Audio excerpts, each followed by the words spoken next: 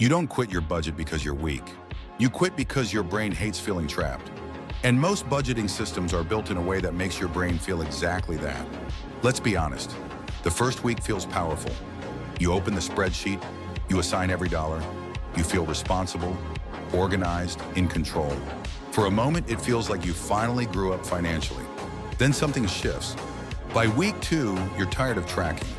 By week 3, checking your budget feels stressful. By week 4, you avoid it entirely. And the story you tell yourself is predictable. I just don't have discipline. But discipline isn't the problem. The problem is psychological friction. There's something called perceived agency. Your brain's sense of whether you are directing your life or just reacting to it. At first, strict budgeting increases that sense of control. But when every small decision requires effort, every coffee, every grocery item, every unexpected expense, your brain burns energy, and energy is limited. When mental energy drops, your brain switches from planning mode to survival mode. It cares about relief. That's why you suddenly make the impulse purchase. Not because you forgot your goals, because your brain was exhausted. Now here's where it gets more interesting. When you assign every single dollar, your brain hears a hidden message. This is all there is. Scarcity, and scarcity triggers stress. When humans feel restricted, we don't become rational. We rebel. It's the same reason crash diets fail. The moment something feels suffocating, we look for escape. And once you break the budget once, shame enters. Shame leads to avoidance. Avoidance kills consistency. And suddenly you're back where you started. Not because you're irresponsible, because the system was fighting your psychology. So what actually works? Not more restriction, better design. First, stop thinking of budgeting as limiting spending. Start thinking of it as directing money toward priorities. Language matters. I can't spend feels like punishment. I'm choosing where my money goes feels like power. Second, reduce decision pressure. Automate the big moves, savings, bills, investments. Make those decisions once, not 50 times a month.